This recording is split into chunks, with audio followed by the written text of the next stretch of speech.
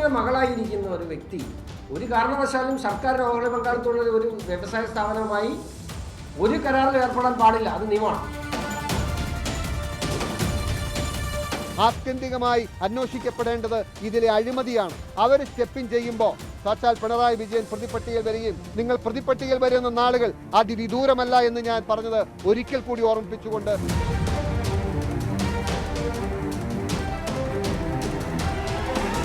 ഞങ്ങൾക്കെതിരായി യാതൊന്നും വരാൻ പോകുന്നില്ല. ഇനി വന്നു കഴിഞ്ഞാൽ ഉപ്പ് നിന്നവൻ വെള്ളം കുടിച്ചോട്ടെ. പാർട്ടിക്ക് ഒരു പ്രശ്നവും അതിലില്ല.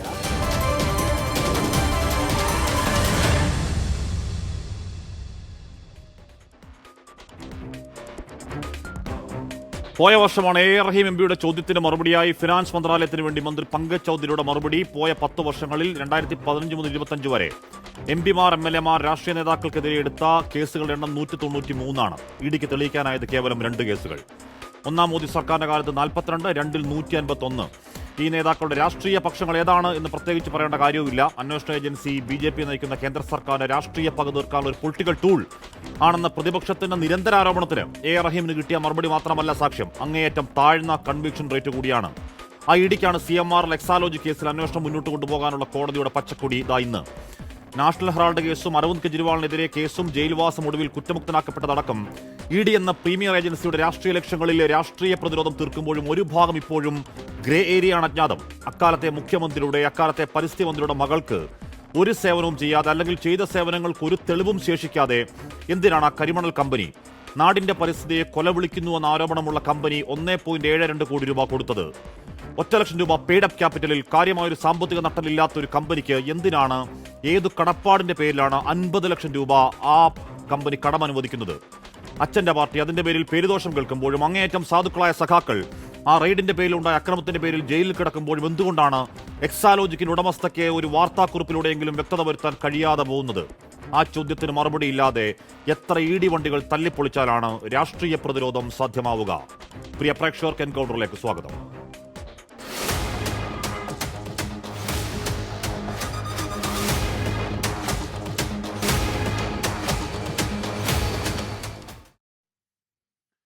Doctor Jinto John, advocate Shone George, doctor Jayaraj, Sree Priyadarshan Thampi advocate എന്നിവർ ചർച്ചയിൽ ചേരുന്നു. അത് ഞാൻ ഷോണിലേക്ക് പോകുന്നു. ഷോൺ, താങ്കൾ ഇന്ന് പറയുന്നുണ്ടായിരുന്നു വീണ എന്ന് പറഞ്ഞുകൊണ്ടിരിക്കാതെ ഈ കേസിലെ പ്രതി മുൻ മുഖ്യമന്ത്രി പിണറായി വിജയനാണെന്ന്. എന്തടിസ്ഥാനത്തിലാണ് അത് പറയുന്നത്? മാത്യു കുഴൽനാടൻ MLA ഇത് അഴിമതി ആരോപിച്ച് സുപ്രീം കോടതി വരെ പോയതാണ്. രാഷ്ട്രീയം കളിക്കാനാണെങ്കിൽ അത് ജനത്തിനിടയിൽ പോയി ചെയ്യണമെന്നും കോടതിയെ മെനക്കെടുത്ത് എന്നതടക്കം മാത്യുവിന് കനത്ത പ്രഹരമേറ്റ ഒരു ഏരിയയാണത്. എന്നിട്ടും ആരോപണം ആവർത്തിക്കാമോ ശ്രീ ഷോൺ? അല്ല, ആദ്യം നിങ്ങൾ മനസ്സിലാക്കേണ്ടത് ശ്രീ മാത്യു കുഴൽനാടൻ കൊടുത്ത കേസും ഞാൻ കൊടുത്ത കേസും രണ്ടാണ്.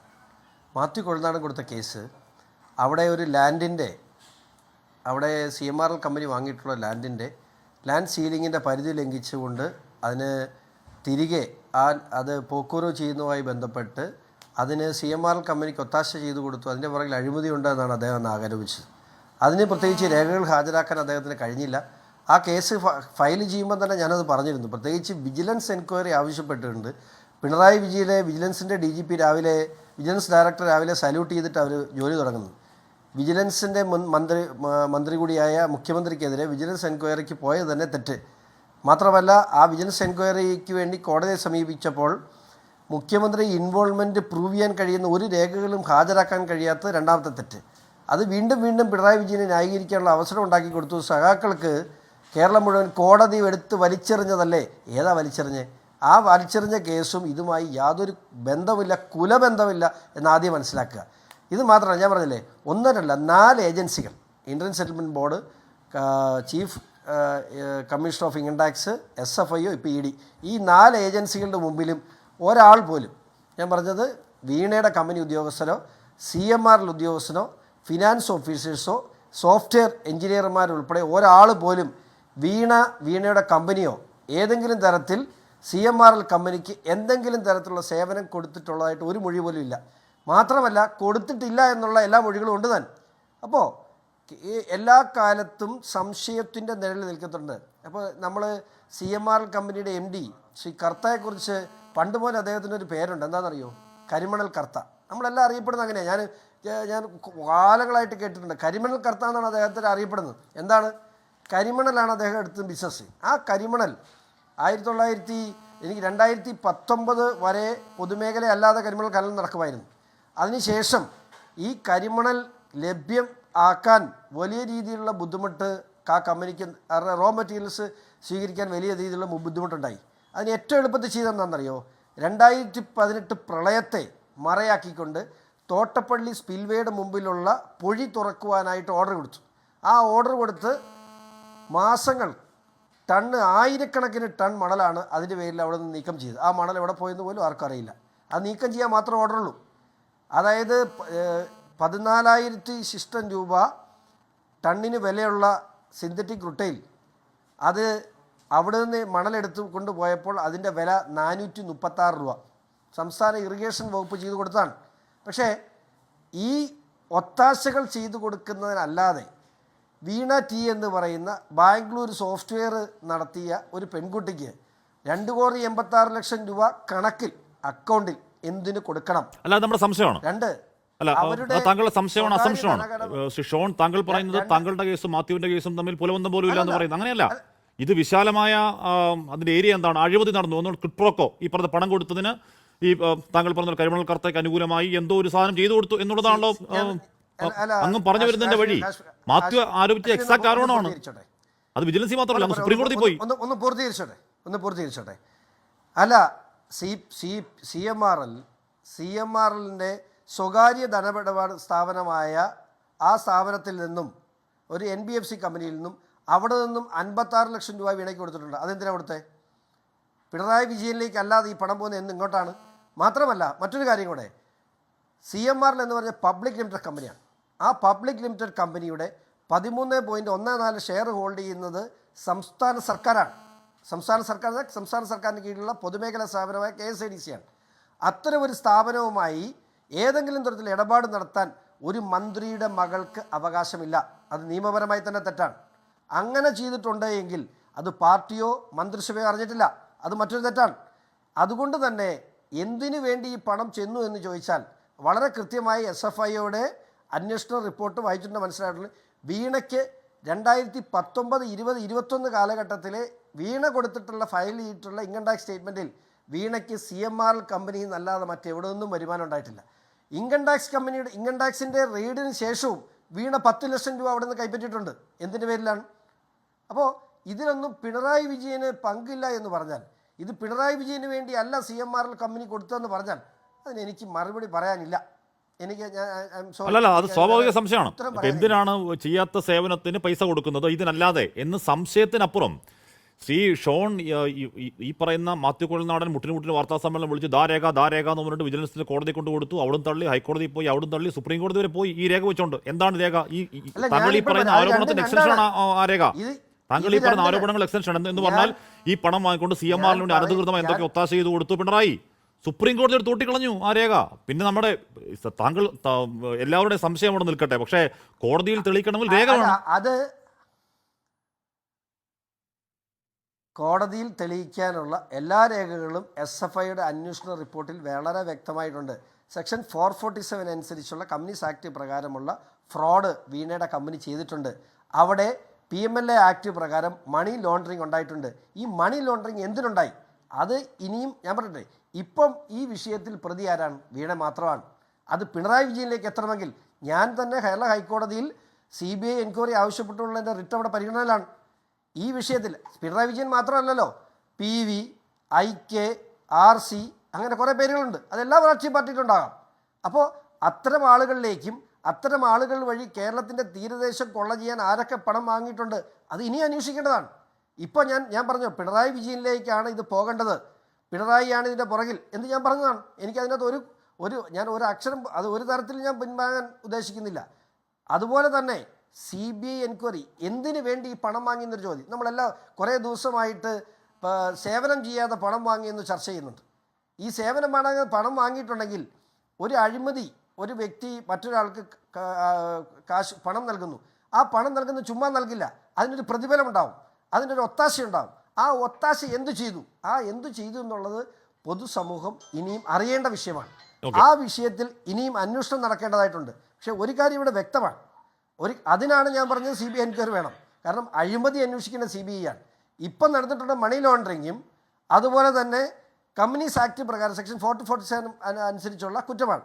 ആ കുറ്റങ്ങൾക്കപ്പുറത്ത് ഈ മണി ലോണ്ടറിങ്ങിൻ്റെ അന്വേഷണം നടക്കുമ്പോൾ മാത്രമേ ഈ വിഷയം പിണറായി വിജയനിലേക്ക് എത്തൂ. ഒരു സംശയമില്ല, ഞാനത് പറഞ്ഞു അംഗീകരിക്കുന്നു. ഇന്ന് നമ്മൾ സംസാരിക്കുന്ന ഈ നിമിഷം പിണറായി വിജയൻ പ്രതിയല്ല, പക്ഷേ പിണറായി വിജയൻ പ്രതിയാകണം.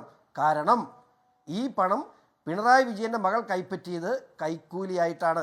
അതിന് അവർ ചെയ്തു കൊടുക്കുന്ന ഒത്താശ കേരള തീരത്തെ കരിമണൽ കൊള്ള ചെയ്യാൻ CMRL കമ്പനിക്ക് നിന്നു കൊടുത്തു എന്നുള്ളതാണ്. ഇത് എൻ്റെ ബോധ്യമാണ്. അതിനുള്ള തെളിവുകളും എന്നാൽ കഴിയുന്ന ഞാൻ കളക്ട് ചെയ്ത് ഹാജരാക്കി. ഓക്കെ, അത് മാത്യുവിന്റെ ബോധ്യങ്ങൾ കോടതിയിലേക്ക് പോയപ്പോൾ കോടതിക്ക് അത് ബോധ്യപ്പെട്ടില്ല എന്നതുകൊണ്ട് നമ്മുടെ മുന്നിലുണ്ട്. ഇപ്പം നിലവിൽ നമ്മുടെ മുന്നിൽ അഴിമതി കേസില്ല, കള്ളപ്പണ കേസാണ്. ഞാൻ അങ്ങനെയൊക്കെ എത്താം.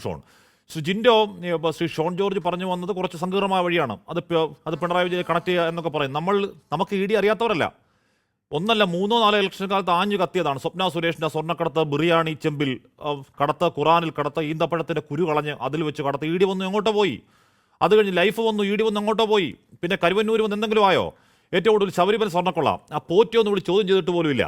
ഇനി ദേശീയ തലത്തിലേക്ക് നോക്കൂ. അരവിന്ദ് കെജ്രിവാൾ വെറുതെ വിട്ടു, മനീഷ് സിസോദിയ, കെ കവിത വെറുതെ വിട്ടു. നാഷണൽ ഹെറാൾഡ് കേസിൽ സോണിയാഗാന്ധി ചാർജ് ഷീറ്റ് കൊടുത്തു, അംഗീകരിക്കാൻ സൗകര്യമെന്ന് വിചാരണ കോടതി പറഞ്ഞു. ED അപ്പീൽ കൊടുത്ത് കാത്തിരിക്കുന്നു. രാഹുൽ ഗാന്ധി ഒന്നും സംഭവിച്ചില്ല. ഹേമന്ത് സോറൻ സ്റ്റേയിൽ കിടക്കുക. DK ശിവകുമാർ എന്തായി? കർണാടകയിലെ മുഖ്യമന്ത്രി ഏറ്റവും ഒടുവിൽ. അനിൽ ദേശ്മുഖ്, സഞ്ജയ് റാവത്ത്, സത്യേന്ദ്ര ജെയിൻ എണ്ണി പറഞ്ഞ നേതാക്കൾ ഒരുപാടാണ്. അതുകൊണ്ട് EDയെ നമുക്കറിയാത്തവരല്ല. അതുകൊണ്ട് ഈ ഹൈക്കോടതിയിലുള്ള അനുകൂല ഉത്തരവിൽ കോൺഗ്രസ് രാഷ്ട്രീയമായി ഒരുപാട് ആനന്ദിക്കാനുള്ള അവകാശം നിങ്ങൾക്കില്ല ഡോക്ടർ ജിൻഡോ. ഹാഷ്മി, ഞങ്ങളെ എന്തിനാ ആനന്ദിക്കുന്നത്? വീണ തൈക്കണ്ടിലിനെതിരെ അന്വേഷണം നടക്കുന്ന വിഷയത്തിൽ ഞങ്ങൾ എന്തിന് പ്രത്യേകിച്ച് പക്ഷപാതിത്വപരമായി ആനന്ദിക്കണം? ഞങ്ങൾക്ക് ഇതിൽ പ്രത്യേകിച്ച് ആനന്ദവും ഇല്ല, ഒന്നുമില്ല. EDയെ കുറിച്ച് ഞങ്ങളുടെ നിലപാട് താങ്കൾ പറഞ്ഞതുപോലെ തന്നെയാണ്. ഈ രാജ്യത്തെ പ്രതിപക്ഷ രാഷ്ട്രീയ കക്ഷികളിൽപ്പെടുന്ന നേതാക്കന്മാരെ വേട്ടയാടാനോ കൂറുമാറ്റാനോ വേണ്ടിയിട്ട് ഉപയോഗിക്കുന്ന ഒരു പൊളിറ്റിക്കൽ ടൂള് മാത്രമാണ് നരേന്ദ്രമോദി ഭരിക്കുന്ന ഈ രാജ്യത്ത് ഇന്ന് EDയുടെ റോള്. അതിനപ്പുറത്തൊന്നും ഇല്ലെന്നുള്ളത് തന്നെ ഞങ്ങളുടെ അഭിപ്രായം. അത് തന്നെയാണ് ഞങ്ങൾക്ക് പറയാനുള്ളത്. ഒന്നുകൂടി ഉറപ്പിച്ച്, നരേന്ദ്രമോദി ഇന്ത്യയുടെ പ്രധാനമന്ത്രി തൃശ്ശൂർ തേക്കിൻകാട് മൈതാനത്ത് വന്ന് പ്രസംഗിച്ചത് ഏത് മുഖ്യമന്ത്രിയുടെ ആഫീസ് കേന്ദ്രീകരിച്ചാണ് സ്വർണ്ണക്കടത്ത് നടത്തിയതെന്ന് എനിക്ക് അറിയാമെന്നാ പറഞ്ഞ്. നടപടി എടുത്തില്ലല്ലോ.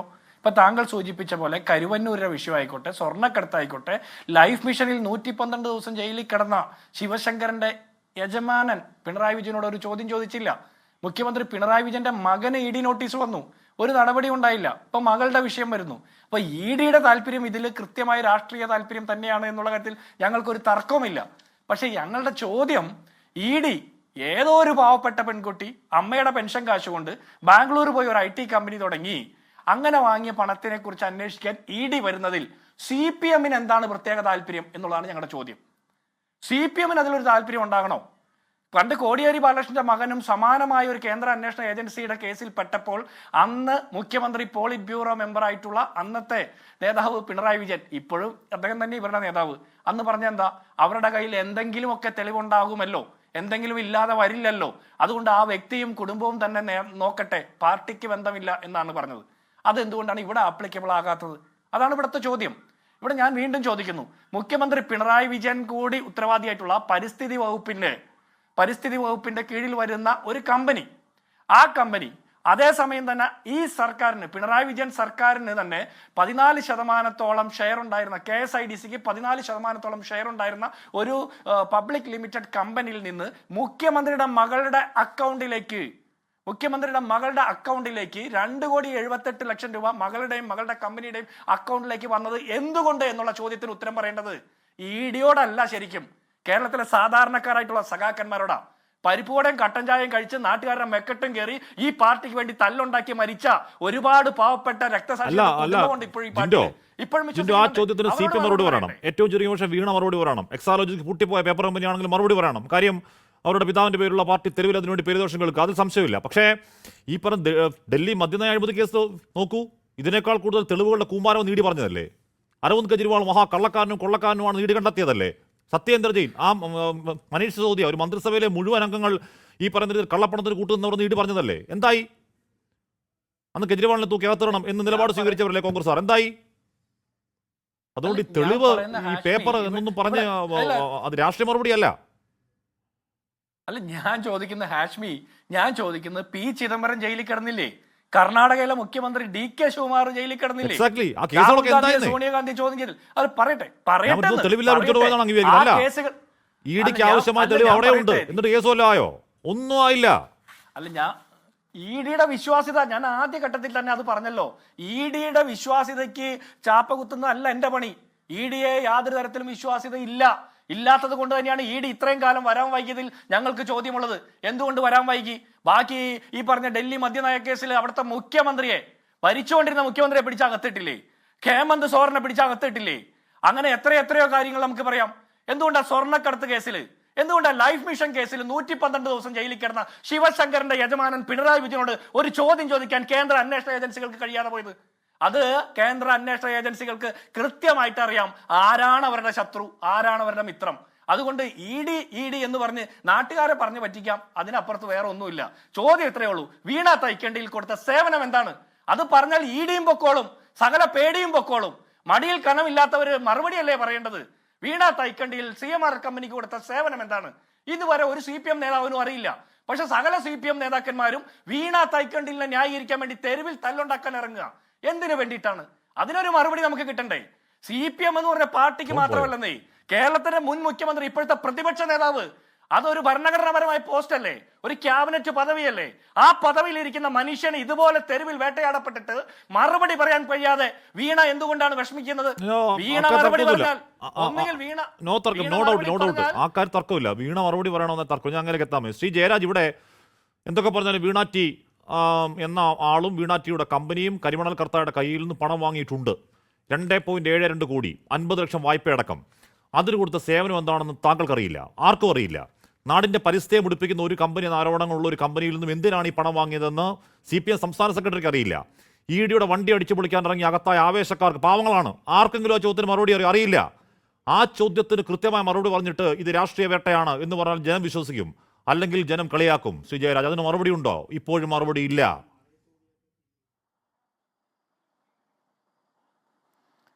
ഇതിനകത്ത് CPM തന്നെ വളരെ വ്യക്തമാക്കിയിട്ടുണ്ട്. ഇതിനകത്ത് CPM ഇതിനകത്ത് കക്ഷിയല്ല.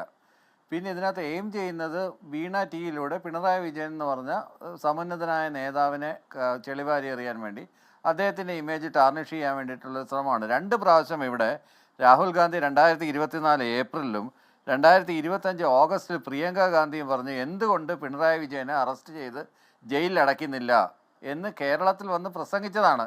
കേരളത്തിൽ അവർ വന്ന് പ്രസംഗിക്കണമെങ്കിൽ കേരളത്തിലെ കോൺഗ്രസ്സുകാർ കൊടുത്ത ഫീഡ്ബാക്ക്, അതുകൊണ്ടാണ് നമ്മൾ പറയുന്നത് വാളയാർ ചുരത്തിന് അപ്പുറത്ത് ഇഡിക്കെതിരെ കോൺഗ്രസ്സിന് ഒരു നയവും, വാളയാർ ചുരത്തിന് ഇപ്പുറത്ത് ഇഡിയെക്കുറിച്ച് കോൺഗ്രസ്സിന് മറ്റൊരു നയമാണെന്ന്.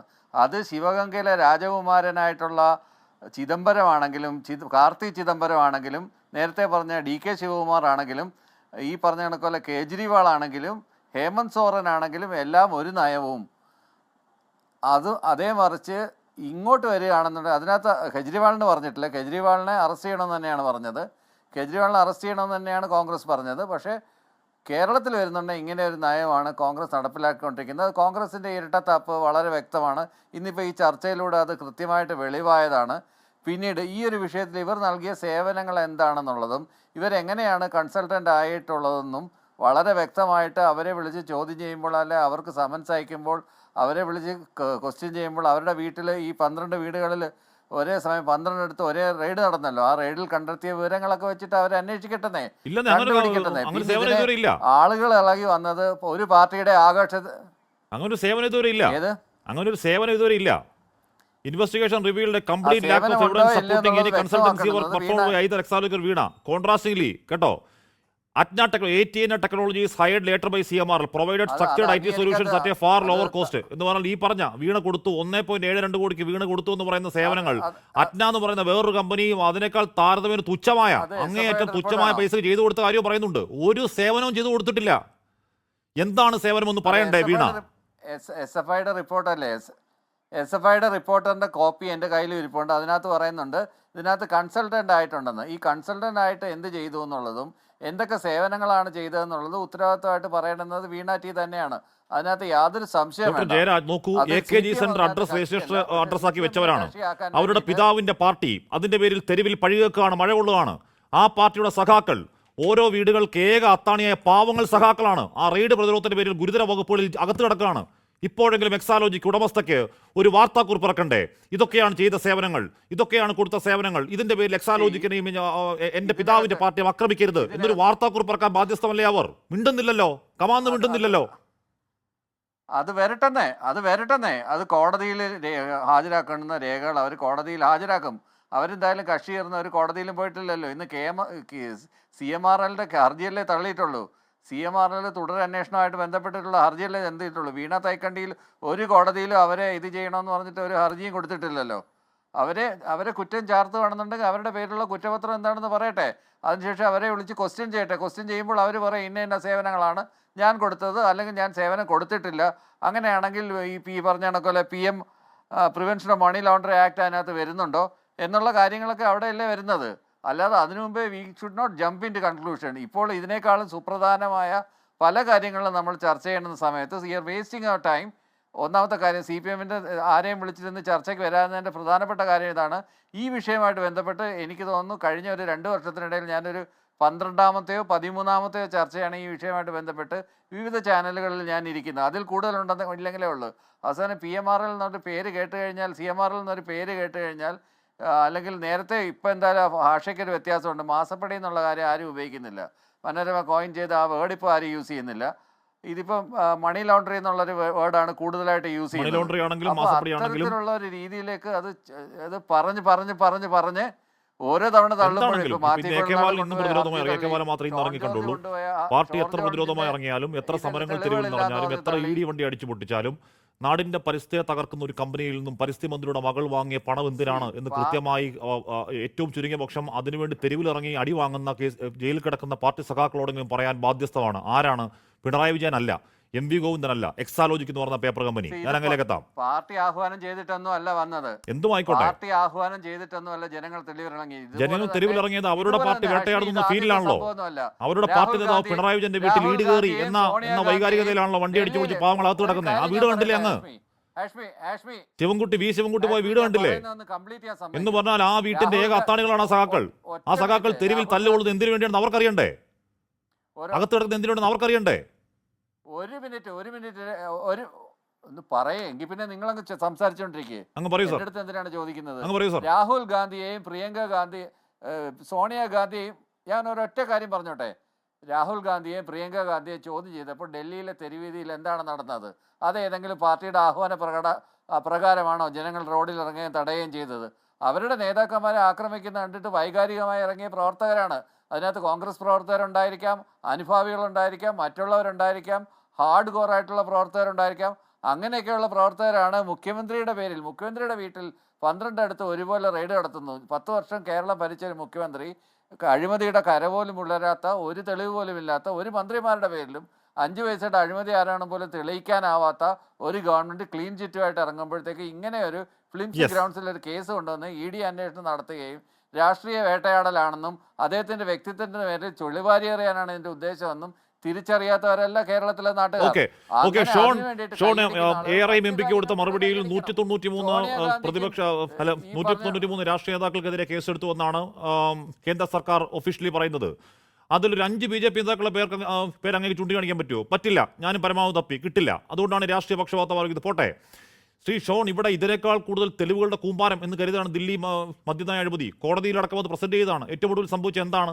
അതുകൊണ്ടാണ് ശ്രീ ജയരാജ് പറഞ്ഞത് ഇത് ഫ്ലിംസിയാണ് എന്ന് പറയുന്നത്. ഇപ്പോൾ താങ്കൾ പറയുന്നത് ശരി. വീണ ടി എന്ന് പറയുന്ന മുൻ മുഖ്യമന്ത്രിയുടെ മകൾ ചെയ്യാത്ത സേവനത്തിന് പണം വാങ്ങി. അവിടെ എന്തായാലും ഈ PMLA ഈ പറഞ്ഞ കള്ളപ്പണമോ അല്ലെങ്കിൽ അഴിമതി വിരുദ്ധ നിയമം ഒന്നും നിലവിൽ വരില്ല. താങ്കൾ പറയുന്നത് പോലെ മുൻ മുഖ്യമന്ത്രിയെ കണക്ട് ചെയ്യാണെങ്കിൽ ED കുറച്ച് പണിയെടുക്കേണ്ടി വരും. ഷോൺ, അല്ല, അത് എനിക്ക് നല്ല ബോധ്യമുള്ളൊരു കാര്യമാണ്. ഞാൻ എത്ര പറഞ്ഞാലും അത് നിങ്ങൾക്ക് ബോധ്യപ്പെടുക അല്ലെങ്കിൽ എനിക്കൊന്നും ചെയ്യാൻ പറ്റില്ല. രണ്ടാമത്തെ കാര്യം, ഈ സ്വർണ്ണക്കൊള്ളയുടെ കാര്യം ഇവിടെ വന്ന് പ്രസംഗിച്ചത് നരേന്ദ്രമോദി മാത്രമല്ല, കോൺഗ്രസിൻ്റെ സമാരാധനായ നേതാവ് രാഹുൽ ഗാന്ധി കൂടിയാണ്. 2, കോൺഗ്രസിൻ്റെ നിലപാടുകളെ സംബന്ധിച്ച് പറഞ്ഞു. എത്രയോ വർഷമായി തമിഴ്നാട്ടിൽ DMK-യുമായിട്ടുള്ള ബാന്ധവം ഒറ്റ രാത്രി കൊണ്ട് ഉപേക്ഷിച്ച രാഷ്ട്രീയ പാർട്ടിയാണ് കോൺഗ്രസ്. കേരളം വിട്ടുകഴിഞ്ഞാൽ ഇന്നും ഈ പറയുന്ന CPM-ഉം കോൺഗ്രസും ഒരേ മുന്നണിയുടെ ഭാഗമാണ് എന്നുള്ള കാര്യത്തിൽ നമ്മൾ പ്രത്യേകം ശ്രദ്ധിക്കും. പിന്നെ ആരോപണങ്ങളെ സംബന്ധിച്ച് ഈ പറയുന്ന ഷിബു സോറൻ അല്ലെങ്കിൽ അരവിന്ദ് കെജ്രിവാൾ കോൺഗ്രസിനെതിരെ മുദ്രാവാക്യം ഉയർത്തിക്കൊണ്ടാണ് അധികാരത്തിൽ വന്ന് BJP അല്ല ഭരിക്കുന്നത് ഓർക്കണം. ആ അരവിന്ദ് കെജ്രിവാളിനെതിരെ ഇപ്പോൾ അരവിന്ദ് കെജ്രിവാൾ BJP അനുകൂലിക്കുന്ന BJP മുന്നിൽപ്പെടുന്ന ആളല്ല സ്റ്റിൽ. അയാൾ ഇപ്പോഴും ഇന്ത്യ മുന്നണിയുടെ ഭാഗമാണെന്നുള്ള കാര്യം മറക്കരുത്. അപ്പോൾ അദ്ദേഹത്തിനെതിരെ നടപടി സ്വീകരിക്കാത്തുള്ള അസ്വസ്ഥയാണെന്നുള്ള. 2, ഇവർ എല്ലാ കാലത്തും ED-യെക്കുറിച്ചും അതിപ്പോൾ ഇലക്ഷനെ സംബന്ധിച്ച് എല്ലാ ഇലക്ഷൻ കഴിയും പറയും വോട്ടിംഗ് മെഷീൻ്റെ പ്രശ്നമെന്ന് പറയും. കേരളത്തിൽ 102 സീറ്റ് കിട്ടിയപ്പോൾ വോട്ടിംഗ് മെഷീൻ പ്രശ്നമില്ലായിരുന്നു. അപ്പോൾ ഇവർ പറയുന്ന ഇത്തരത്തിലെ ആരോപണങ്ങളെക്കുറിച്ച് ഞാനത് മറുപടി പറയാൻ ആഗ്രഹിക്കുന്നില്ല. പക്ഷേ ഒരു കാര്യം ഞാൻ ഈ കേസിനെ സംബന്ധിച്ച് പറയാം. ഈ കേസ് എവിടെ എത്തും, എങ്ങനെ എത്തും എന്നുള്ള കാര്യത്തിൽ എനിക്ക് നല്ല ബോധ്യമുണ്ട്. ഞാൻ പറയില്ല, ഞാൻ BJP-യുടെ സംസ്ഥാന ഉപാധ്യക്ഷനാണ്. ഞാൻ ഈ നിമിഷം വരെയും രാഷ്ട്രീയപരമായി ഈ കേസിൽ ഒരു തരത്തിലും ഞാൻ ഇടപെട്ടിട്ടുള്ള ആളല്ല. ഞാൻ ഇന്നും വാർത്താമാധ്യമങ്ങളിൽ നിന്നല്ലാതെ കോടതിയിൽ നിന്നല്ലാതെ ഞാൻ ഒരു വിവരവും ഇതുമായി ബന്ധപ്പെട്ട് ശേഖരിക്കാനോ ഇത് മറ്റൊന്നിനോ ഞാൻ പോവുകയില്ല. അതാണ് എന്നെ സംബന്ധിച്ചുകൊണ്ട് എൻ്റെ ക്രെഡിബിലിറ്റിയുടെ പ്രശ്നമാണ്. കാരണം ഞാൻ അല്ലാതെ തന്നെ പറയുന്നു, ഷോൺ ജോർജ് BJP-യുടെ ഭാഗമായ അന്ന് രാത്രിയിലാണ് SFI അന്വേഷണം ആരംഭിച്ചത്. അപ്പോൾ ഇതൊന്നും കേൾക്കാൻ ഞാൻ ആഗ്രഹിക്കുന്നില്ലാത്തതുകൊണ്ട് തന്നെ ഈ കേസ് നിയമപരമായും അല്ലാതെയും ഇത് എവിടെ എത്തിക്കാൻ കഴിയുമെന്ന് എനിക്ക് നല്ല ബുദ്ധിമുണ്ട്. ഇത് പിണറായി വിജയൻ എന്ന കൊള്ളക്കാരൻ കേരള സമൂഹത്തിലെ ഏറ്റവും വലിയ അഴിമതിക്കാരനാണെന്ന് പൊതുസമൂഹത്തിന് ബോധ്യമുണ്ട്. അത് നിയമപരമായും അത് തെളിയിക്കാൻ ഈ കേസിലൂടെ കഴിയുമെന്ന് ഞാൻ വിശ്വസിക്കുന്നു. എനിക്കത് കൂടുതൽ അല്ല ഷോൺ, ഇപ്പോൾ പിണറായി വിജയൻ കൊള്ളക്കാരനാണ് താങ്കളുടെ ബോധ്യമാണ്. ഇപ്പം ഈ ദൃശ്യം സിനിമയിൽ പറയുന്നത് പോലെ എന്താണ് അവിടെ മറ്റേ ആളെ കൊന്നു എന്ന കാര്യം മോഹൻലാലിന് അറിയാം, ആളെ കൊന്നു എന്ന കാര്യം ഈ പറഞ്ഞ മുരളി ഗോപിക്കും ആശാശരത്തിനൊക്കെ അറിയാം. പക്ഷേ അതിനുള്ള തെളിവ് എവിടെ എന്ന ചോദ്യം അവിടെ ഉണ്ട്. ശ്രീ ഷോൺ, തെളിവ് ഞാൻ പറയാണ്, തെളിവുകളുടെ മല പോലെ തെളിവുകളാണ് കോടതിയിൽ കൊണ്ട് ഈ പറഞ്ഞ ഡൽഹി മദ്യനയ അഴിമതി കേസിലടക്കം, ഈ പറഞ്ഞ INX മീഡിയ കേസിലടക്കം, ഈ പറഞ്ഞ പല കേസുകൾ കൊണ്ട് സമർപ്പിച്ച് ഒന്നും സംഭവിച്ചിട്ടില്ല. അവിടെയാണ് ഇവിടെ ഒന്നുമില്ലാത്ത ഒരു വളരെ വീക്കായിട്ടുള്ള എന്താണ് ഒരു ചെറിയ ലൈനിൽ പിടിച്ച് താങ്കൾ പറയുന്നത് മുൻ മുഖ്യമന്ത്രി കൊള്ളക്കാരനാണ്. ഷോൺ, അല്ല, മദ്യനയത്തിൽ പെടുന്ന കേസ് ഇല്ലാതായിട്ടുണ്ടോ? ഇല്ലല്ലോ. കെജ്രിവാളിനെ വിട്ട് വെറുതെ വിട്ടു. കേസ് അവിടെ ഉണ്ട്. കേസില്ലെന്നാരാ പറഞ്ഞ? ആ കേസ് ഇല്ലാതായി, അപ്പീൽ പോയി. അത് അല്ല, നിയമത്തിന്റെ വഴിയല്ലേ? അത് സ്വാഭാവികമായി കോടതികളുടെ അല്ല, അപ്പീൽ പോയി. ആ കേസ് നിയമത്തിന്റെ വഴിയല്ലേ നടക്കുള്ളൂ. ഒരു സുപ്രഭാതത്തിൽ ഏതെങ്കിലും ഏജൻസി കയറി എല്ലാവരും വിളിക്കാൻ പറ്റും? സ്വാഭാവികമായിട്ടും ഈ കേസ് തന്നെ, ഈ റെയ്ഡ് തന്നെ എന്തുകൊണ്ട് മിനിങ്ങാന്ന് കോടതി ഉത്തരവ് വരുന്നോളം വരെ ED-ക്ക് പോലുള്ള ബാനുണ്ട്. ഇപ്പോൾ SFI അന്വേഷണ റിപ്പോർട്ട് സമർപ്പിച്ചു, കുറ്റപത്രമാണ് സമർപ്പിച്ചത്. അതിന്മേൽ പ്രോസിക്യൂഷൻ നടപടി സ്വീകരിക്കാതിരിക്കാൻ ഡൽഹി ഹൈക്കോടതിയിൽ സ്റ്റേ കിടക്കുകയാണ്. അപ്പോൾ ഇത് തരണം ചെയ്ത് വേണ്ട മുമ്പോട്ട് പോകാൻ. അതും ചെറിയ ആളുകളാണോ വരുന്നത്? ആരൊക്കെയാണ് വന്ന് അപ്പിയർ ചെയ്യുന്നത് നിങ്ങൾ തന്നെ കാണുന്നതാണല്ലോ. അപ്പോൾ സ്വാഭാവികമായി ഇത് ജൂലൈ 7-ാം തീയതി ആ കേസ് ഡൽഹി ഹൈക്കോടതി വെച്ചിട്ടുണ്ട്. അവിടെ ഞാൻ കക്ഷി ചേർന്നിട്ടുണ്ട്. ഇത്രയും വലിയ പ്രഗത്ഭരായ അഭിഭാഷകരൊന്നും എനിക്ക് വേണ്ടി വാദിക്കാനില്ല. പക്ഷേ ഈ കേസ് ജയിക്കുമെന്നുള്ള കാര്യത്തിൽ എനിക്കൊരു സംശയമില്ല. കാരണം ന്യായം എൻ്റെ ഭാഗത്താണ്. ഞാൻ മുമ്പോട്ട് വെക്കുന്ന കാര്യങ്ങൾ എന്താണെന്ന് പൊതുസമൂഹത്തിന് ബോധ്യമുണ്ട്, അന്വേഷണ ഉദ്യോഗസ്ഥർക്ക് ബോധ്യപ്പെടാനുള്ള രേഖകളും ഞാൻ സമർപ്പിച്ചിട്ടുണ്ട്. എല്ലാ കാര്യങ്ങളും എനിക്ക് മാധ്യമങ്ങളുടെ മുമ്പിൽ പറയാൻ കഴിയില്ലല്ലോ. ഓക്കെ, ഞാൻ അങ്ങനെയൊക്കെ താമസം അങ്ങ് കഴിയുമെങ്കിൽ അല്പസമയം തുടരണം. ശ്രീ പ്രിയദർശൻ തമ്പി, ഇവിടെ നാഷണൽ ഹെറാൾഡ് കേസിൽ എന്താണ് ED സമർപ്പിച്ച് കുറ്റപത്രം സമർപ്പിച്ചു. പക്ഷേ അതിൻ്റെ കോഗ്നിസൻസ് എടുക്കാൻ വിചാരണ കോടതി തയ്യാറായില്ല. അതിന് പറഞ്ഞ കാരണം എന്താണ്? ED ഒരു പ്രൈവറ്റ് കംപ്ലൈൻറ്റ് അടിസ്ഥാനമാക്കി എടുത്തതാണ് FIR-ന് ബദലായി. അന്ന് കോടതി ചോദിച്ചത്, എൻ്റെ ഓർമ്മ ശരിയാണെങ്കിൽ ജഡ്ജിയുടെ പേര് വിശാൽ ഗോഖനെ, അന്ന് കോടതി ചോദിച്ചത് ED അതിൻ്റെ PMLA ജൂറിസ്ഡിക്ഷൻ പരിധി നിയമപ്രകാരമല്ലാതെ വ്യാഖ്യാനത്തിൽ കൂടി വികസിപ്പിക്കാൻ നോക്കുന്നു എന്നാണ്. കോടതി ഉപയോഗിച്ച വാക്ക് ഇൻ്റർപ്രറ്റേറ്റീവ് മസിൽ എന്നാണ് കോടതി അന്ന് ഉപയോഗിച്ച വാക്ക്. അപ്പോൾ ED-യുടെ ജൂറിസ്ഡിക്ഷൻ എന്ന് പറയുന്നത് എല്ലാ കാലം വിവാദഭരിതമാണ്. ഒട്ടുമിക്ക കേസുകളിലൊക്കെ ED-യുടെ ജൂറിസ്ഡിക്ഷൻ അതിൻ്റെ ജൂറിസ്ഡിക്ഷൻ വിട്ട് അതിനെ നിയമപരമല്ലാത്ത രീതിയിൽ വ്യാഖ്യാനപരമായി വികസിപ്പിക്കുന്നുണ്ടോ എന്ന് ചോദ്യമുണ്ടായി. യഥാർത്ഥത്തിൽ ഈ ദിവസങ്ങളിൽ കോടതിയിൽ നടന്നതും കോടതി ഉത്തരവിൻ്റെ അടിസ്ഥാനവും ഒക്കെ ED-യുടെ ജൂറിസ്ഡിക്ഷനുമായി ബന്ധപ്പെട്ട തന്നെയല്ലേ? ഉത്തരവങ്ങ് വായിച്ചതാണ്. ഇത് സുപ്രീം കോടതി വരെയൊക്കെ പോകാനുള്ള ഒരുപക്ഷെ ശരിയാണ്. മുൻ മുഖ്യമന്ത്രിയുടെ മകൾ ഈ കരിമണൽ കമ്പനിയിൽ നിന്ന് വാങ്ങിയ 2.78 കോടി രൂപ എന്തിനാണെന്ന ചോദ്യം വളരെ സജീവമായി അവിടെ നിൽക്കുമ്പോൾ തന്നെ ED-യുടെ ഈ പരിധി സംബന്ധിച്ച ചോദ്യം കുറച്ചുകൂടി വലിയ ചോദ്യമാണ്. ശ്രീ തമ്പി, തീർച്ചയായിട്ടും അങ്ങിവിടെ ചോദിച്ചതുപോലെ തന്നെ നമ്മൾ പലപ്പോഴും കാണേണ്ട ഒരു വസ്തുത, ഈ നിയമപരമായ മാനങ്ങളും രാഷ്ട്രീയ മാനങ്ങളും രണ്ടാണ്. സത്യത്തിൽ ഇന്നത്തെ ബഹുമാനപ്പെട്ട കേരള ഹൈക്കോടതിയുടെ വിധി ആർക്കെങ്കിലും അനുകൂലമാണെന്നോ ആർക്കെങ്കിലും പ്രതികൂലമാണെന്നോ വ്യക്തിപരമായി ഒരു അഭിഭാഷകൻ എന്ന നിലയിൽ ഞാൻ കാണുന്നില്ല. കാരണം വിജയ് മദൻലാൽ ചൗധരി വേഴ്സസ് കേസിൽ സുപ്രീം കോടതി യൂണിയൻ ഓഫ് ഇന്ത്യ കേസിൽ 3-അംഗ ബെഞ്ച്, സുപ്രീം കോടതി 3-അംഗ ബെഞ്ച് EDയുടെ അവകാശങ്ങളെക്കുറിച്ച്, കോൺഫിസ്കിക്കേഷൻ്റെ അവകാശങ്ങളെക്കുറിച്ച്, കേസെടുക്കുന്നതിൻ്റെ അവകാശങ്ങളെക്കുറിച്ച്, അതിൻ്റെ ഭരണഘടനാ സാധുതയെക്കുറിച്ച്. കാരണം EDയുടെ ഈ ജൂറിസ്ഡിക്ഷനെ പറ്റി അങ്ങ് സൂചിപ്പിച്ചതുപോലെ EDയുടെ ഇൻവെസ്റ്റിഗേഷനെ കുറിച്ച്, അതിൻ്റെ അധികാരങ്ങളെക്കുറിച്ച്, അതിൻ്റെ ഭരണഘടനാ തർക്കങ്ങളെക്കുറിച്ചുള്ള വലിയ മാനങ്ങളുള്ള ഒരു ജഡ്ജ്മെൻ്റാണ്. ആ ജഡ്ജ്മെൻറ്റിൻ്റെ ചുവട് പിടിച്ചുകൊണ്ടാണ് ബഹുമാനപ്പെട്ട കേരള ഹൈക്കോടതി ഡിവിഷൻ ബെഞ്ച് ഇന്നത്തെ ഈ കേസിൽ ഈ വിധി പറഞ്ഞിട്ടുള്ളത്. അതിൽ ഏറ്റവും പ്രധാനപ്പെട്ട ഒരു വാദം ഈ CMRLൻ്റെ ഭാഗത്തു നിന്ന് ഉയർത്തിയ വളരെ പ്രധാനപ്പെട്ട ഒരു വാദം, ഉദാഹരണത്തിന് ഒരു ED ഒരു കേസിൻ്റെ ഇൻവെസ്റ്റിഗേഷൻ നടത്തണമെങ്കിൽ അതിന് ഒരു സമാനമായ ഒരു ഷെഡ്യൂൾഡ് ഒഫൻസ് ഉണ്ടാകണം. ഒരു IPC, ഉദാഹരണത്തിന് എന്നെ ഒരു IPC ഒഫൻസ് എനിക്ക് രജിസ്റ്റർ ചെയ്തിട്ടുണ്ട്, അല്ലെങ്കിൽ ഒരു കോഗ്നൈസബിൾ ആയിട്ടുള്ള ഒരു ക്രിമിനൽ കോടതിയിൽ എനിക്കൊരു FIR ഉണ്ട്. ആ FIR ഉണ്ടെങ്കിൽ മാത്രമേ അതിന് സമാനമായി അതിനോടനുബന്ധിച്ചുകൊണ്ട് EDക്ക് അന്വേഷിക്കാൻ കഴിയുകയുള്ളൂ. അതാണ് ഈ പറയുന്നത്. അതുകൊണ്ട് തന്നെ ഈ കേസ് അത്തരത്തിലുള്ളൊരു FIR ഇതിലില്ല എന്നാണ് ഇല്ല എന്നുള്ളൊരു വസ്തുതയാണ്. പക്ഷേ ഹൈക്കോടതി ഇന്ന് പറഞ്ഞിട്ടുള്ളത് എന്താണ്? ഇത് ഒരു സെക്ഷൻ 50, ഈ ഇതിലെ PMRL ആക്ടിലെ സെക്ഷൻ 50 എന്ന് പറയുന്നത് ഒരു സിവിൽ സ്വഭാവമുള്ള ഒരു വകുപ്പാണ്. അതായത് ഇതിൽ ഒരു ഷെഡ്യൂൾഡ് ഒഫൻസ് ഇല്ല. വീണയ്ക്കെതിരെ ഒരു ഷെഡ്യൂൾഡ് ഒഫൻസ് എടുത്തിട്ടില്ല, ഒരു ക്രൈം രജിസ്റ്റർ ചെയ്തിട്ടില്ല. എങ്കിൽ പോലും EDക്ക് ഇൻവെസ്റ്റിഗേഷൻ അല്ല, എൻക്വയറി നടത്താം. ഇൻവെസ്റ്റിഗേഷനും എൻക്വയറിയും രണ്ടാണ്. ഈ എൻക്വയറി എന്ന് പറയുന്നത് സമൻസ് ക്യാൻസൽ ചെയ്യാൻ കഴിയില്ല. സമൻസ് അയക്കാം, മെറ്റീരിയൽസ് കളക്ട് ചെയ്യാം. ആ മെറ്റീരിയൽസ് കളക്ട് ചെയ്തിട്ട് എൻക്വയറി നടത്താം. ആ എൻക്വയറി പ്രോസസ്സാണ് ഇപ്പോൾ തുടങ്ങിയിരിക്കുന്നത്. അതുള്ളൊരു സിവിൽ സ്വഭാവം വളരെ എടുത്ത ബഹുമാനപ്പെട്ട ഹൈക്കോടതി, കേരള ഹൈക്കോടതി വിധിന്യായത്തിൽ പറഞ്ഞ സിവിൽ സ്വഭാവമുള്ള അന്വേഷണമാണ് ഇപ്പോൾ നടക്കുന്നത്. ആ അന്വേഷണം പ്രോഗ്രസ് ചെയ്യുമ്പോൾ, ആ എൻക്വയറി പ്രോഗ്രസ് ചെയ്യുമ്പോൾ, ആ എൻക്വയറിയിൽ ഗുരുതര സ്വഭാവമുള്ള ക്രിമിനൽ സ്വഭാവമുള്ള കാര്യങ്ങൾ കണ്ടെത്തുകയാണെങ്കിൽ അത് റിപ്പോർട്ട് ചെയ്യപ്പെടുമ്പോൾ അതിന്റെ രൂപവും ഭാവവും മാറും. തമ്പി, ഇപ്പോൾ ഇന്ന് ചില മാധ്യമങ്ങൾ കൊടുക്കുന്നുണ്ട്, എന്താണ് ഈ പറയുന്ന പോലെ സിവിൽ നടപടി മാത്രമേ പാടുള്ളൂ, അറസ്റ്റ് പാടില്ല, ക്രിമിനൽ നടപടി. അങ്ങനെ ആയിരുന്നില്ല. യഥാർത്ഥത്തിൽ സംഭവിച്ചത് CMRL കോടതിയിൽ പറയുന്നു, കോടതിയോട് ചോദിക്കുന്നു, ഇത്ര വർഷമായ കേസിൽ ഇത് ക്രിമിനൽ വ്യവഹാരങ്ങൾ ഒഴിവാക്കി സിവിൽ മാത്രമാക്കി കൂടെ എന്ന് ചോദിക്കുമ്പോൾ കോടതിയുടെ മറുപടി സോറി എന്നാണ് പറയുന്നത്.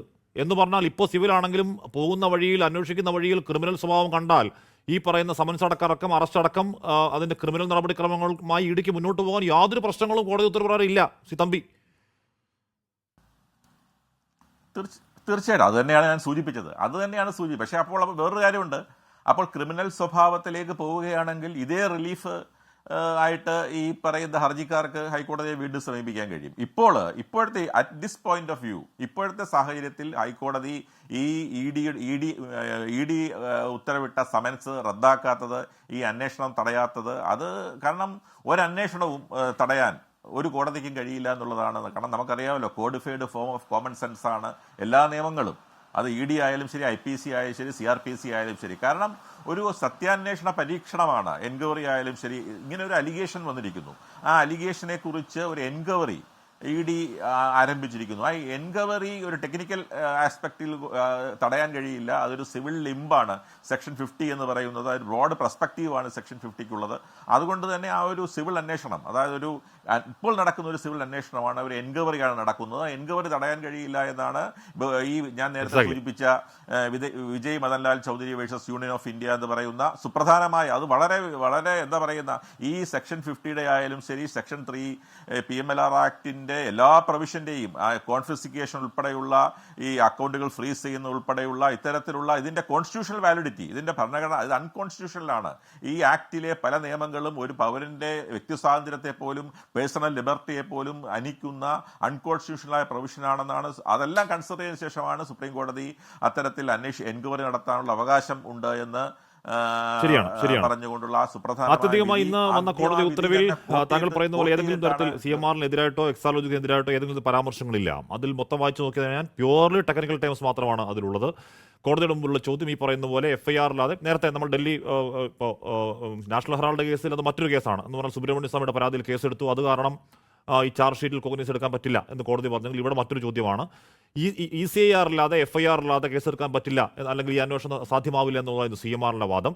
ECR എന്ന് പറയുന്നത് ഞങ്ങളുടെ ആഭ്യന്തര ടൂൾ മാത്രമാണ്, ആഭ്യന്തര രേഖ മാത്രമാണ്, ഏതെങ്കിലും തരത്തിൽ പ്രസക്തമല്ല നേടി അവിടെ വാദിക്കുന്ന സംഭവം ഉണ്ടായി.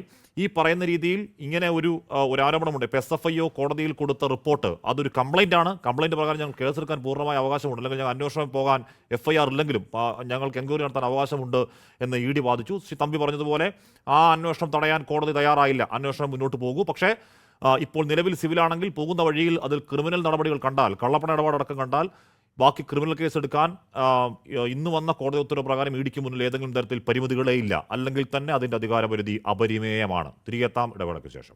ജിൻഡോ, 10-25 വർഷങ്ങൾക്ക് മുമ്പ് ആലപ്പുഴ തീരദേശത്തെ കരിമണൽ തീരെഴുതി കൊടുക്കാൻ കഴിയില്ല എന്ന VM സുധീരന്റെ നേതൃത്വത്തിൽ അന്നത്തെ അവിടുത്തെ MLA ആയിരുന്ന KC വേണുഗോപാലിന്റെ അധ്യക്ഷതയിലൊക്കെ നടന്ന ഒരു MA ബേബി, അന്നത്തെ അവിടുത്തെ ആലപ്പുഴ ജില്ലാ സെക്രട്ടറി ആയിരുന്ന MA ബേബി അടക്കം നടത്തിയ ഒരു മനുഷ്യമതിൽ, അന്നത്തെ പ്രഖ്യാപനങ്ങൾ, അതിനുശേഷം വന്ന നയമാറ്റങ്ങൾ, ഉമ്മൻചാണ്ടി സർക്കാർ നയമാറ്റങ്ങളൊക്കെ അതിൻ്റെ ഈ പറയുന്ന ഇതുമായി നേർക്കുനേർ ബന്ധമുള്ളത് അല്ലെങ്കിൽ കൂടിയും ഈ കരിമണലുമായി ബന്ധപ്പെട്ട കേരളത്തിൻ്റെ ഭൂതകാല ചരിത്രമാണ്.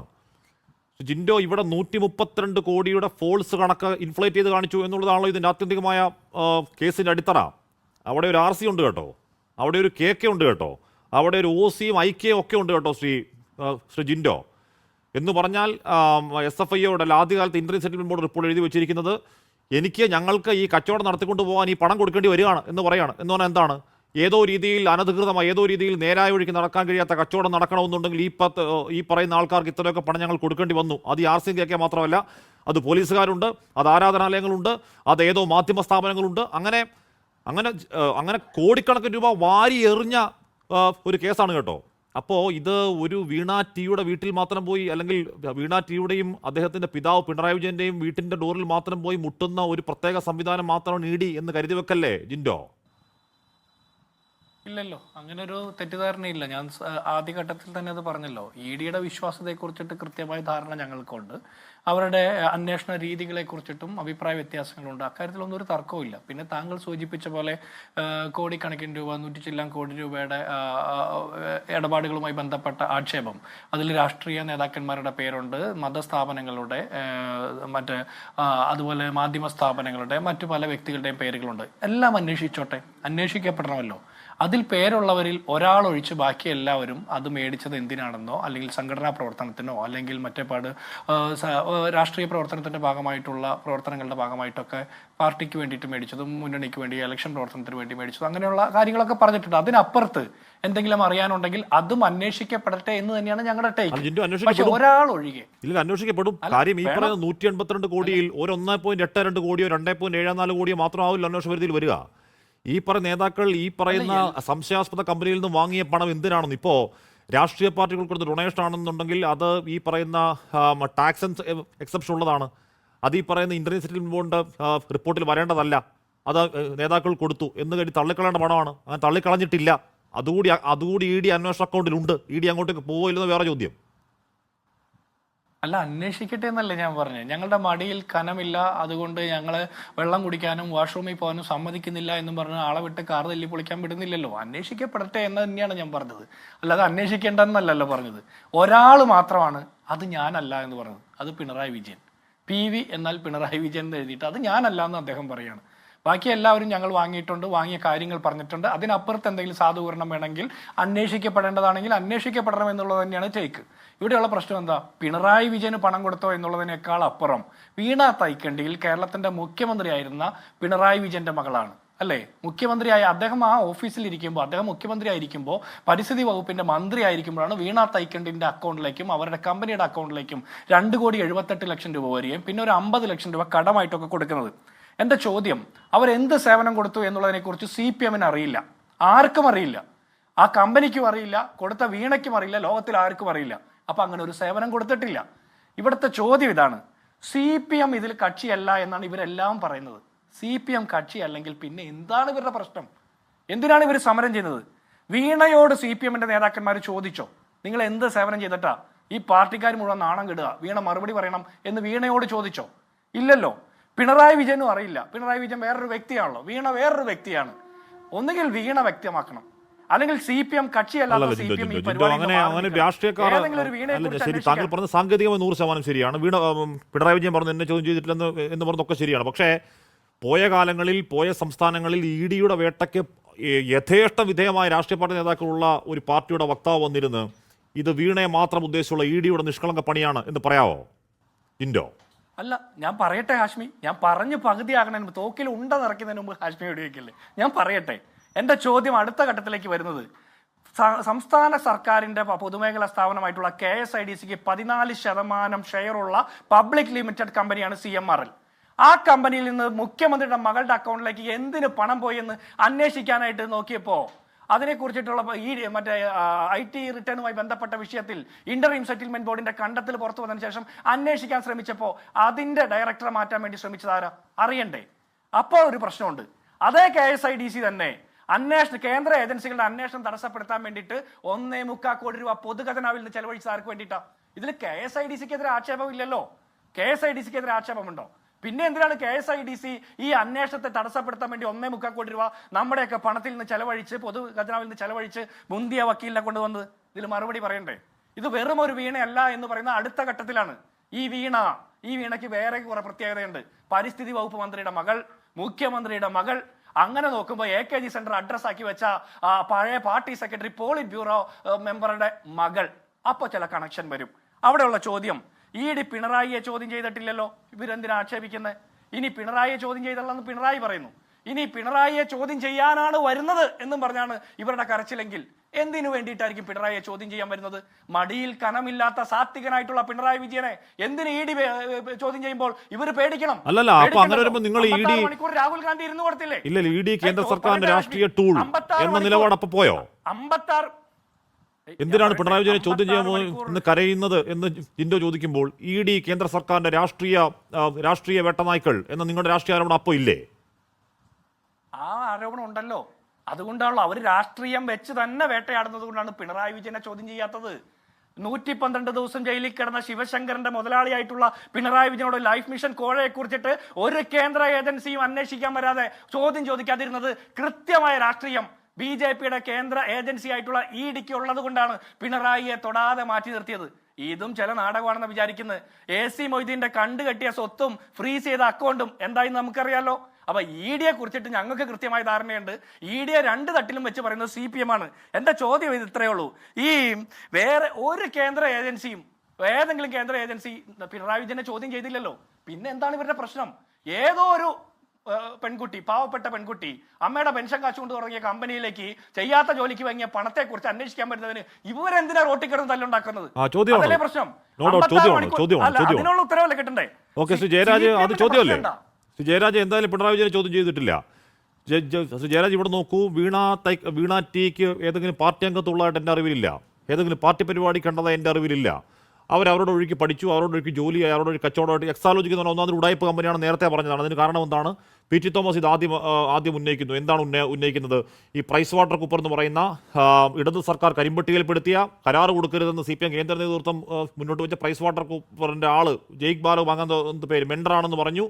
ആരോപണം ഉന്നയിക്കുമ്പോഴേക്കും ഈ പറഞ്ഞ എക്സാലോജിക്കിൻ്റെ വെബ്സൈറ്റ് ഡൗൺ ആവുന്നു. അതിനുശേഷം പൊങ്ങുമ്പോഴേക്ക് ജയ്ക്കിൻ്റെ പേരില്ല, ബാക്കിയൊന്നുമില്ല. അങ്ങനെ ഈ പേപ്പർ കമ്പനി CPMനെ കേൾപ്പിച്ച പേര് ദോഷത്തിന് കയ്യും കണക്കുണ്ടോ ശ്രീ ജയരാജ്? ഏറ്റവും ഇപ്പോഴടക്കം പാർട്ടി സഖാക്കൾ തെരുവിൽ അതിനുവേണ്ടി തല്ല് വാങ്ങുകയാണ്, തല്ല് കൊടുക്കുകയാണ്. ഈ പറഞ്ഞ വണ്ടി അടിച്ചു പൊളിച്ച് അകത്ത് പോയി ജയിലിൽ കിടക്കുകയാണ്. അവരുടെ വീടിൻ്റെ അവസ്ഥ പരമദയനീയമാണ്. ഇനിയെങ്കിലും ഈ കമ്പനിക്ക് വേണ്ടി, ഈ എക്സാലോജിക്കുന്ന പേപ്പർ കമ്പനിക്ക് വേണ്ടി പാർട്ടി പ്രതിരോധം തീർക്കരുത് എന്ന ആർജവത്തോടെ പറയാൻ ആരെങ്കിലും ഉണ്ടാവണ്ടേ അതിനകത്ത് ശ്രീ ജയരാജ്?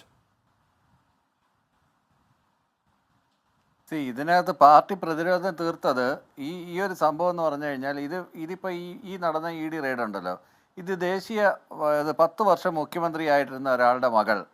ഇതാണ് ഇതിൻ്റെ വാർത്താ പ്രാധാന്യം.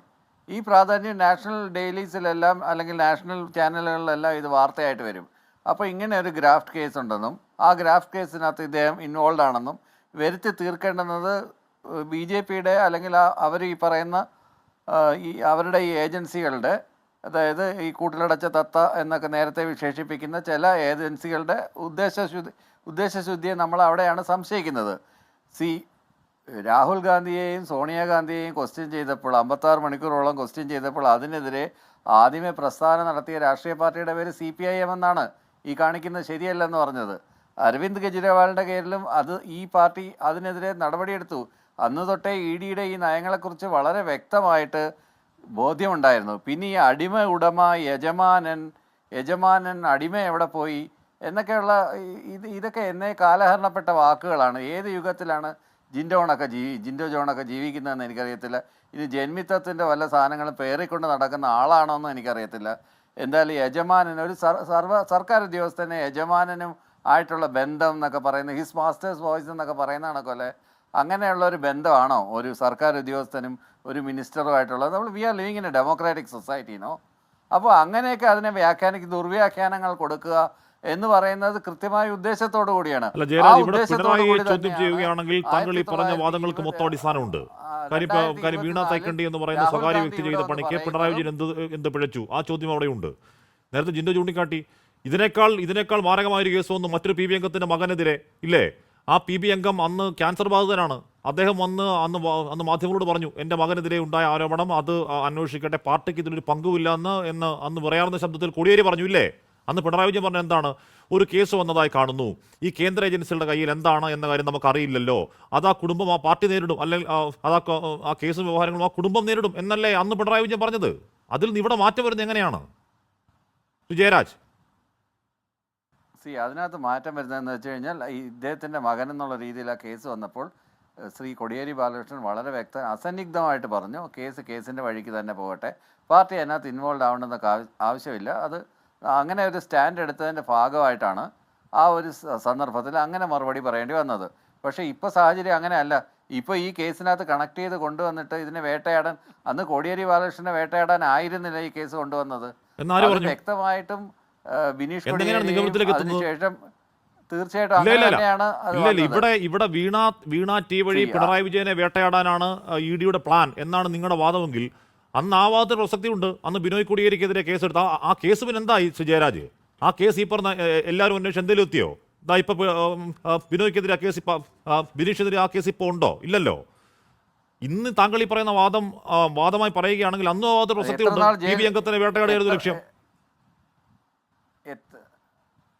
എത്ര നാൾ ജയിലിൽ കിടന്നു ബിനീഷ് കോടിയേരി? എത്ര നാൾ ജയിലിൽ കിടന്നു? അരവിന്ദ് കെജ്രിവാൾ എത്ര നാൾ ജയിലിൽ കിടന്നു? മനീഷ് സിസോദിയ എത്ര നാൾ ജയിലിൽ കിടന്നു? ഇപ്പോൾ ജാർഖണ്ഡ് മുക്തി മോർച്ചയുടെ ശിബു സോറൻ എത്ര നാൾ കിടക്കുന്നു? DK ശിവകുമാർ എത്ര നാൾ കിടന്നു? കാർത്തി ചിദംബരം എത്ര നാൾ കിടന്നു? ചിദംബരം എത്ര നാൾ കിടന്നു? അങ്ങനെ കോൺഗ്രസ് അല്ലാതെ ഭരിക്കുന്ന എല്ലാ സർക്കാരുകളും നടക്കുന്ന സ്ഥലങ്ങളിലും ED റെയ്ഡുകൾ നടത്താറുണ്ട്. ഇതുപോലെയുള്ള ഗ്രൗണ്ട്സിനകത്ത് ആളുകളെ പിടിച്ചകത്തിടാറുണ്ട്. അല്ലെങ്കിൽ അത് കേരളത്തിൽ നടക്കില്ല എന്നുള്ളതിൻ്റെ വേർസ്ഫുരണമായിരുന്നു നമ്മൾ പിണറായി വിജയൻ്റെ വീട്ടിലേക്ക് വന്നപ്പോൾ അവിടെ വന്ന് ഇരച്ചെത്തിയ ജനക്കൂട്ടത്തിൽ ഉണ്ടായത്. അത് ആരുടെ ആഹ്വാനപ്രകാരം വന്നതായിരുന്നില്ല. ഇതേ സാധനം തന്നെയാണ് ഡൽഹിയുടെ തെരുവീതികളിലും രാഹുൽ ഗാന്ധിയെയും സോണിയാഗാന്ധിയെയും ക്വസ്റ്റ്യൻ ചെയ്തപ്പോഴും അവിടെയും ഇതേ സമാനമായ രീതിയിൽ ട്രാഫിക് തടയുകയും ജനങ്ങൾ റോഡിലേക്ക് ഇറങ്ങുകയൊക്കെ ചെയ്തത് നമ്മളെല്ലാവരും കണ്ടാണ്, ദേശീയ ചാനലിലൂടെ കണ്ടാണ്. അപ്പൊ ഇവിടെ ഡൽഹിയിലോ ബംഗാളിലോ ഒന്നും ED ഉദ്യോഗസ്ഥരുടെ വണ്ടി നിർക്കുന്നവരടിച്ചു പൊളിച്ചിട്ടില്ല ജയരാജ്. ഞാൻ പറഞ്ഞത് ഒരു അന്വേഷണത്തിനിടെ ഉണ്ടായ ഒരു ദുരനുഭവത്തിൽ അന്വേഷണ ഉദ്യോഗസ്ഥർ പക തീർക്കരുത് എന്നുള്ള ഐഡിയൽ സാഹചര്യമെങ്കിലും എന്തൊരു അപകടകരമായ നീക്കമാണ് നടത്തിയത്. ഒന്ന്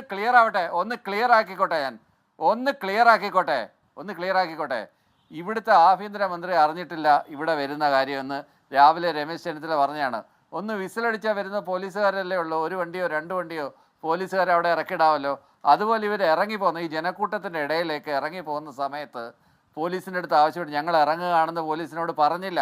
അവരെ ജനക്കൂട്ടത്തിൻ്റെ ഇടയിലേക്ക് ശരിക്കും പ്രോംപ്റ്റ് ചെയ്യാമെന്ന് വേണമെങ്കിൽ പറയാം. ഇങ്ങനെ ഉള്ള ഒരു സന്ദർഭത്തിൽ അത്തരത്തിലുള്ള ഒരു ആക്ഷൻ നടത്തുകയും അതിനുണ്ടായ ഒരു പ്രതികരണം സ്വാഭാവികമായ പ്രതികരണം എന്നേ അത് പറയൂ.